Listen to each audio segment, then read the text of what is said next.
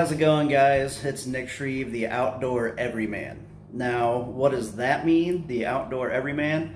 Basically, I'm just your everyday man and or woman that wants to have a really nice lawn, but's not necessarily going to be, a super expert, blah, blah, blah. So what is this channel going to be about? Basically, it's going to be me not only teaching, but also learning as I go on the proper ways to keep your lawn looking good, how to get to that level, maybe some machine maintenance, whether it's on your trimmer, your mower, common misconceptions that I'd like to clear up, basically just a whole run of the gambit. So why would you watch? Basically, if you're a new homeowner, old homeowner that's had, whether it's a decent yard or maybe not so decent, you can watch me hopefully get some tips. I mean, that's basically why I'm doing this, is to, even if I help out a couple of people with a couple of issues, that's going to be great. Where am I located? Most of you, at least at the start, are going to be in my area, but just in case I get, more followers, whatever. I am in Central Illinois in the Midwest, so a lot of this information is going to be pertaining to the Midwest.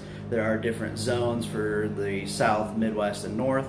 However, I'm going to try to incorporate some knowledge for down South and up North as well. So this is going to be the first, hopefully, of many of the basic info series. Number one would be the 1/3 rule when mowing. What is the 1/3 rule? Basically, let's say you've got Kentucky bluegrass and you're mowing at a 2-inch level. You do not want to let that grass get any higher than 3 inches because you only want to take off 1/3 at any one given time. Why would you want to do that? Basically, it is because you could hurt the grass to the point where it's going to be trying to grow up instead of spread out. It's going to focus all of its energy. It's not going to be a lush green, wide based leaf on the grass blade. So if you're taking off 1/3 every time, which means you'll probably have to mow more than you're normally used to, your grass should start spreading out more than focusing on going up, so you'll get a little bit thicker lawn. And not only that, but if you're mowing that much off, you're going to be creating all sorts of grass clippings that's going to clump together, and that's going to create thatch, which is going to kind of prohibit the growth of new grass and just the growth of your overall grass in general. So that's the 1/3 rule. Try to take off a little bit at a time. Now, if you go on vacation, of course, you can always, when you get home, mow it on the highest setting and then kind of work your way down from there after a couple days. And it's not really a big deal. I'm sure all of you, or most of you at least, do that now, but you will see a pretty big difference if you start doing the 1/3 rule. Number two, for basic info, should you bag? Should you rake your grass clippings? That is something that's kind of, and a lot of this stuff I'm telling you about, you're going to go on one website, you're going to go on the other, and you're going to find 15 different options. And that's kind of what I'm here to do, is try to take all the information I can and mold it into the best option for you. But as far as raking your grass clippings or bagging, can it be good? Yes. Should you do it always? No.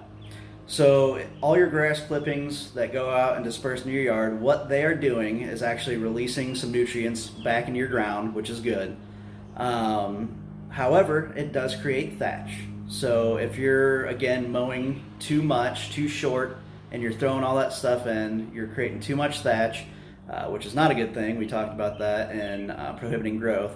So if you can, every once in a while, you may want to bag or rake a little bit. But the grass clippings are good. And then as far as mowing after rain, number 3, that's kind of a common question. So let's say you get a decent amount of rain and you've got some water in your yard or not, and you want to mow because you got the next day, it's sunny, it's 75, whatever. So the general rule on that is if you walk out there and it's not slushy, you don't see any standing water, and if you look at your grass, if it's laying down a little bit or the tips are bent from the water, that's when you don't want to mow. You want to see your grass standing straight up.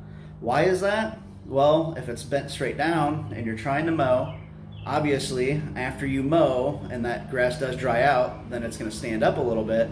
So some spots will be not even, and it's not going to look good. Another big obvious reason is creating ruts in your yard as far as your tires, whether you're riding or push. But if it looks fairly dry, your grass is standing straight up, then you should be pretty well off. So other than that, I mean, that's kind of the basic information that I'm going to be giving out. I'm going to have different series, whether it's going to be reviews on products that I have or that I can get to test out for you guys. What's in your yard as far as grass, what type of grass you have, maybe weeds, just a whole gamut of different things that hopefully you can learn from. So that was the first episode. Let me know if you did enjoy it. Like, subscribe, that helped me out a lot. Not looking to do anything crazy with this, just hopefully help a couple of people out. Thanks, guys.